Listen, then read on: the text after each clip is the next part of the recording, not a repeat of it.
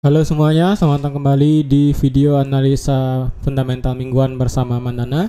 Ini adalah analisa fundamental yang berlaku pada minggu ini dari tanggal 7 Agustus sampai 11 Agustus 2023. Seperti biasa, jika teman-teman suka dengan videonya, jangan lupa like dulu videonya, subscribe, hidupkan lonceng dan di-share yang sekiranya memerlukan analisa fundamental mingguan pada minggu ini. Oke, kita langsung aja lihat kalender apa yang terjadi di minggu lalu ya. Kita bahas dulu yang minggu lalu karena minggu lalu itu kita ada yang namanya NFP ya. Jadi kemarin hari Senin kita ada berita mengenai manufacturing PMI dan juga flash estimate dari CPI dari Eropa. Dan ternyata dari segi estimasi inflasi di Eropa itu ternyata sudah turun sesuai ekspektasi CPI-nya dari 5,5 ke 5,3. Tapi masalahnya adalah dari segi core CPI sendiri dari 5,5 tetap 5,5 ya. Untuk dari Selasa ternyata ada hal yang mengejutkan dari RBA ataupun Reserve Bank Australia yang dimana dia ataupun mereka tidak ingin menaikkan suku bunganya dari 4,1 dan tetap ternyata di 4,1 padahal diperkirakan akan naik ke 4,35. Alasannya mengapa? Karena untuk RBA sendiri dirasa untuk saat ini inflasinya itu memang akan bertahan cukup lama supaya bisa mencapai target di bawah 2%. Oleh karena itu, sebelum memberikan efek yang berdampak lebih lanjut, RBA sekarang itu lebih kepada melihat data apa yang selanjutnya terjadi. Karena kalau dilihat kan setiap RBA menaikkan suku bunga, inflasi itu bisa dibilang malah naik. Jadi ketika RBA tidak menaikkan suku bunga, inflasinya malah turun. Nah, oleh karena itu juga RBA kemarin beralasan ataupun beranggapan bahwa inflasi akan tetap turun ya, yang dimana diperkirakan untuk di tahun ini akan bisa turun di bawah 4%. Dan juga kenapa dia tidak menaikkan suku bunga juga karena untuk tidak membebani dari segi gaji pekerja yang ada dan juga untuk supaya tidak membebani perekonomian yang ada. Jadi secara berkesinambungan alasan RBA itu cukup masuk akal, mengingat jika Bank sentral secara terus-menerus menaikkan suku bunga, kebiasaannya adalah daya beli masyarakat turun. Ketika daya beli masyarakat itu turun, maka roda perekonomian itu juga akan turun. Oleh karena itu, RBA tidak menginginkan demikian, walaupun inflasinya itu masih di atas target. Karena RBA sendiri yakin dengan untuk saat ini di angka 4,1, pelan-pelan tapi pasti inflasi di Australia akan turun.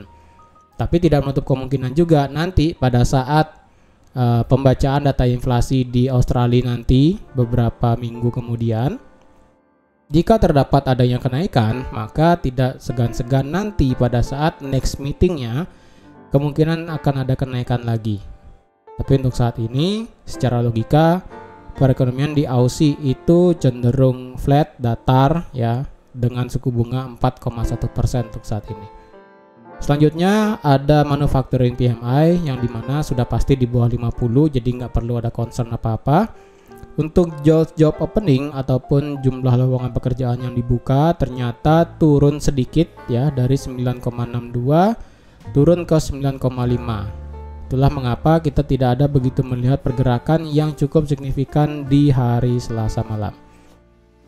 Selanjutnya untuk di hari Rabu kita ada NZD mengenai employment rate ternyata naik dan untuk employment change ternyata turun dari 1,1 ke 1, tapi ini di atas ekspektasi di 0,6. Untuk tingkat ADP non-farm sendiri di Amerika itu mengalami penurunan sebenarnya ya.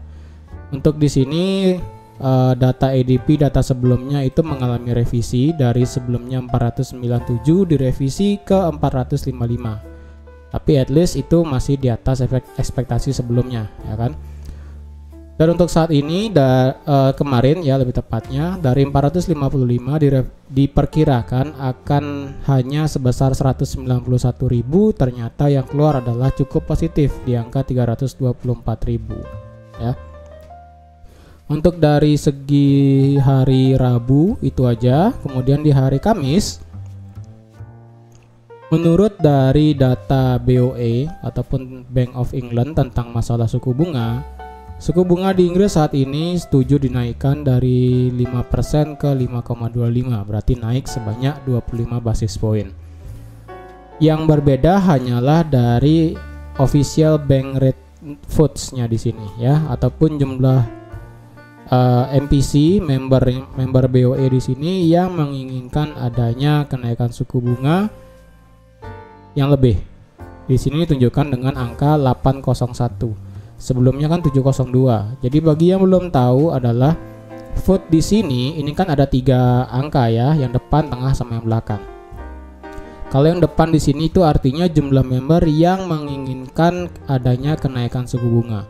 Untuk yang di tengah ini adanya jumlah member yang menginginkan penurunan suku bunga. Untuk yang paling belakang di sini adalah jumlah member yang tidak ingin menaikkan suku bunga, tidak ingin turun. Intinya yang paling belakang ini netral ya. Jadi yang paling depan itu adanya kenaikan, yang tengah ini adanya penurunan, untuk yang paling belakang adalah netral. Jadi kemarin itu dari 702 naik ke 801. Dan kalau dilihat kenapa pada saat suku bunga ini naik dan juga jumlah member yang vote naik, malahan per GBP itu mengalami penurunan. Permasalahannya adalah perekonomian di GBP sendiri dengan tingkat inflasi yang masih cukup tinggi, dengan suku bunga yang sudah cukup tinggi ya. Permasalahannya adalah untuk di suku bunga Inggris sendiri itu sudah mendekati suku bunga yang ada di New Zealand dan juga suku bunga yang ada di Inggris ya. Dari segi sektor negara maju itu sudah lumayan tinggi ya, 5%. Tapi permasalahannya adalah suku bunga di Inggris itu masih cukup tinggi di angka 8%. Jika dibandingkan dengan New Zealand dan US, itu kan suku bunganya at least masih di angka 5,43%. Apalagi di US kan suku bunganya sekarang 3%. Jadi oleh karena itu serba salah sebenarnya kemarin. Jika tidak ada kenaikan suku bunga, ya kemungkinan GBP akan lebih banyak dropnya. Dan ketika ada kenaikan suku bunga, memang GBP itu drop, tapi at least tidaknya tidak terlalu banyak dropnya. Selanjutnya untuk di malam hari, seperti biasa ada yang namanya tingkat pengangguran mingguan. Ternyata itu naik dari 221 ke 227, tapi tidak begitu banyak naiknya. Lalu services PMI di sini masih di atas 50, jadi masih it's okay, tidak ada begitu dampaknya. Untuk di hari Jumat kemarin sendiri, untuk dari segi Kanada, tingkat penganggurannya itu naik dari 5,4 ke 5,5, sedangkan jumlah orang yang bekerja turun drastis. Jumlah orang yang bekerja ya, perubahan jumlah orang yang bekerja dari 59.000 yang ada malah minus 6,4.000. Sehingga kalau kita lihat pada saat berita ini keluar, mata uang Kanada itu cukup melemah signifikan. Untuk masalah NFP kemarin ya, sebenarnya permasalahan NFP kemarin itu bisa dikatakan hasilnya mix. Saya berani katakan itu hasilnya mix. Kenapa? Yang pertama adalah jumlah pendapatan rata-rata per jam ataupun jumlah pendapatan rata-rata per jam orang bekerja itu masih stay di angka 0,4%.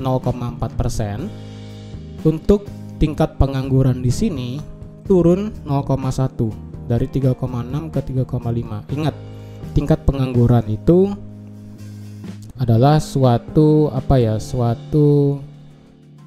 indikator yang dimana jika jumlah orang yang bekerja itu semakin banyak ya, dari 3,6 ke 3,5. Walaupun penurunan hanya 0,1 itu sangat berdampak, karena kalau dilihat rekor dari adanya tingkat pengangguran yang rendah itu di Amerika bisa dikatakan tahun berapa ya, saya lupa, 19 berapa itu saya lupa. Jadi bisa di Google aja, tingkat pengangguran terendah di Amerika itu angkanya kalau nggak salah di sekitar 3, sekian persen, di bawah 3,5 pokoknya. Jadi kemarin dari 3,6 ke 3,5. Jadi kalau dilihat secara data history 3,5 itu berarti data itu kembali lagi yang ada di bulan April, Januari 2023, Oktober 2022 ya. Seperti itu. Karena kalau kita lihat lagi ke bawah di sini tidak ada angka yang di bawah 3,5. Ada sih, tapi ini 2020 sebenarnya ya. Cukup jauh ke belakang. Jadi kalau dilihat sebenarnya tingkat pengangguran kemarin cukup rendah dari 3,6 ke 3,5. Nah, permasalahannya adalah kenapa pada saat berita ini keluar itu indeks dolar ya, di sini indeks dolar ya. Indeks dolar mengalami penurunan sangat signifikan, tetapi penurunannya ini tidak terlalu signifikan banget. Tidak langsung satu arah kuat ke bawah. Karena kalau kita lihat NFP kemarin ya direvisi turun dari data sebelumnya di bulan Juni ya. Data bulan Juni itu sebanyak 209.000, direvisi turun menjadi 185.000. Itu cukup banyak revisinya. Sedangkan untuk data yang keluar kemarin malam, Jumat malam kemarin, itu ternyata lebih rendah daripada ekspektasi yang dimana diperkirakan akan naik menjadi 205.000, ternyata yang keluar adalah 187.000. Oleh karena itu kalau kita lihat pada saat berita itu keluar, indeks dolar sendiri mengalami yang pertama kegelisahan, dalam artian harga itu, market itu masih bingung. Ini gimana ini ya? Karena seperti yang saya katakan kemarin, at least tidaknya kita harus melihat yang namanya hijau semua, atau satu hitam hijau, ataupun hitam merah, ataupun merah semua, seperti itu. Tapi permasalahannya kemarin adalah NFP-nya di sini bisa dibilang agak rendah dari data sebelumnya, walaupun tingkat pengangguran sendiri drop ke angka 3,5%. Reaksi pasar itu kalau dilihat dropnya cukup signifikan ya selama berita kemarin. Indeks dolar turun hampir 1% kemarin ya. Turunnya hanya 0,7%. Tapi biasanya NFP itu jika suatu kejadian hasilnya tidak membingungkan, drop ataupun naiknya itu pasti sangat luar biasa. Tapi karena kemarin sekali lagi tingkat pengangguran hasilnya positif, tingkat pendapatan rata-rata ini masih hasilnya bagus, NFP hanya lebih rendah, market itu hanya bereaksi akan adanya NFP. Tapi menurut saya overall tingkat pengangguran di sini itu lebih penting daripada NFP sendiri. Karena NFP ini kan perubahan jumlah orang yang bekerja. Jadi at least setiap data yang keluar itu kita melihat adanya jumlah orang yang bekerja. Tapi permasalahannya adalah kalau kita lihat dari segi tingkat pengangguran ini sekarang sudah turun 0,1 menjadi 3,5. Yang dimana target The Fed untuk masalah tingkat pengangguran itu kalau nggak salah di sekitar 4% di tahun 2023. Karena sekarang tingkat penganggurannya di angka 3,5, dengan tingkat pendapatan rata-rata yang masih cukup tinggi di angka 0,4% per bulan, saya rasa untuk jangka panjangnya masih bagus untuk di USD. Karena penurunan kemarin saya rasa ini hanya reaksi pasar yang hanya melihat data NFP saja, tidak melihat dari segi tingkat unemployment rate. Menurut saya seperti itu ya. Jadi itu di minggu lalu. Kalau di minggu ini, kalau kita lihat secara kalender, kita lihat dulu ada nggak ya market libur ya. Untuk market libur, untuk sekarang hari Senin itu kan ada, hari Selasa nggak ada, hari Kamis juga nggak ada, hari Jumat kita Jepang libur. Ya berarti ya masih market itu masih bergerak. Jadi untuk di minggu ini, hari Senin dan Selasa kita tidak ada berita apapun. Untuk di hari Rabu kita ada inflasi di China ya, yang dimana diperkirakan akan mengalami penurunan dari sudah 0% diperkirakan minus 0,5 di sini ya. Ini cukup ekstrim di sini untuk China. Untuk di hari Kamis ya, kita akan melihat salah satu berita yang sangat penting untuk indeks dolar minggu ini. Kenapa? Karena kita akan melihat yang namanya data inflasi tahunan dan juga data inflasi bulanan dan juga inflasi inti tahunan dan juga bulanan. Untuk di hari Kamis sendiri, tingkat inflasinya year on year diperkirakan akan naik dari 3% ke 3,3. Untuk month of month-nya sendiri akan masih stay di angka 0,2%, sedangkan untuk dari segi inflasi inti diperkirakan hanya turun 0,1 dari 4,8 menjadi 4,7. Untuk month of month dari core CPI-nya masih di angka 0,2%. Jadi kenapa ini menjadi penentuan indeks dolar ya? Karena kalau kita lihat minggu lalu itu kan data NFP. NFP-nya bisa dikatakan cukup rendah dengan tingkat pengangguran yang bagus ya. Market itu malah membuat pergerakan reaksi market itu masih bisa dibilang kebingungan. Nah, oleh karena itu sekarang market lebih kepada menunggu data inflasi nanti di hari Kamis malam jam setengah 9 malam WITA atau enggak jam setengah 8 WIB. Nah, jika inflasi year on year-nya di sini bisa di bawah 3% atau at least di angka 3,1, 3,2 ataupun di 3% ke bawah, saya rasa itu masih akan bisa membuat indeks dolar melemah. Ini juga harus dibarengi dengan tingkat inflasi inti harus juga di bawah 4,7 ya. Tetapi misalnya jika inflasi tahunan di sini itu hasilnya bisa lebih di atas 3,3, let's say 3,4, 3,5, lalu inflasi intinya kembali lagi di angka 5% atau 4,9, maka kita tidak akan segan-segan melihat yang namanya pergerakan indeks dolar itu naik secara signifikan dan bisa melewati resisten terdekat yang ada di harga 103 ya. Dan ini trendline turun itu kemungkinan bisa di break jika data inflasinya itu di atas ekspektasi ya. Kenapa demikian? Karena jika tingkat inflasi di sini di atas ekspektasi, maka kemungkinan next meeting pada saat bulan Agustus ya, pada saat bulan ini, kalau nggak salah bulan ini itu next meetingnya, bulan ini nggak ada ya, bulan ini nggak ada. Next meetingnya di bulan September ya, berarti di bulan September kemungkinan akan ada kenaikan.